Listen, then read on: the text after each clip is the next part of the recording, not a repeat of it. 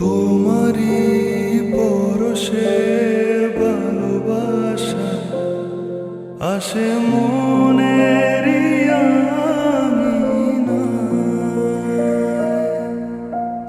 নয়ন ভরে দেখি তোমায়, তবু বুঝি দেখা শেষ নাই।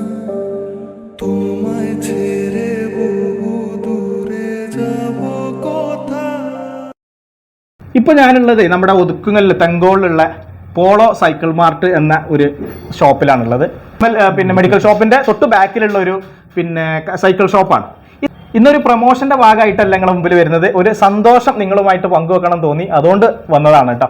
ഞാൻ എൻ്റെ പരിചയത്തിലുള്ള ഒരു 2 കുട്ടികളുണ്ടായിരുന്നു. അപ്പോൾ പാവപ്പെട്ട വളരെ എത്തിമക്കളായിട്ടുള്ള 2 കുട്ടികളാണ്. ഇവർക്ക് സൈക്കിൾ വേണമെന്നുള്ളത് വലിയൊരു മോഹമാണ് ഇവർ.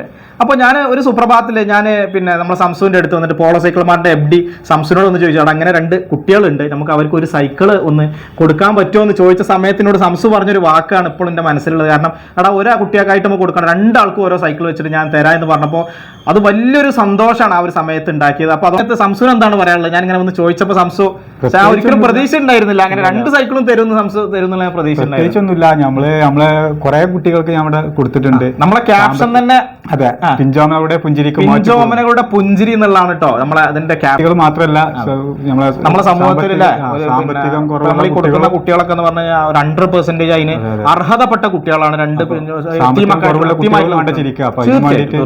അപ്പൊ എന്തായാലും ഈ ഒരു നല്ലൊരു മനസ്സിന് നമുക്ക് നമ്മളെന്ത് ചെയ്യാം, സംസുവിന് നല്ലൊരു അഭിനന്ദനം ഈ ഒരു സമയത്ത് കൊടുക്കണം. Thank you Samsu. നമുക്ക് എന്തായാലും നമുക്ക് തന്നെ പോയിട്ട് നേരിട്ട് കൊടുക്കാം. ആ ഒരു സന്തോഷം കാണുമ്പോൾ അത് വേറെ സന്തോഷമാണല്ലോ. തീർച്ചയായിട്ടും.